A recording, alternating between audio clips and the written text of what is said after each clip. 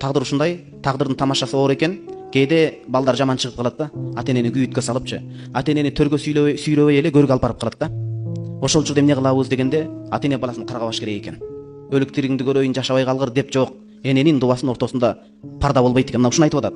Атанын дейт, ата эненин балага болгон токтотпой кылган дубасы ортодогу тосмолордун, пардалардын баардыгын тешип өтүп бир күн болсо бир күн кабыл болот дейт.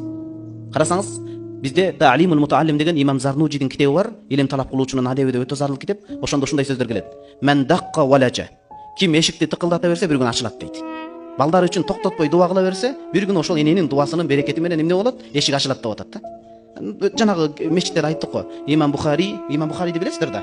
Курандан кийин эле эң күчтүү китепти жазган. Сахихул Жами'те. Ошол Имам Бухари ымыркай жаш кезинде, тестиер кезинде көзү көргөн эмес. Көз азиз болгон да, сокур көз азиз болгон. Бирок энеси тахажжудка туруп дуаны кыла берип, Аллах көзүн кайтарып койгон. Бул эми жөө жомок катары кылышы мүмкүн, бирок бул акыйкат, бул китептерде бар.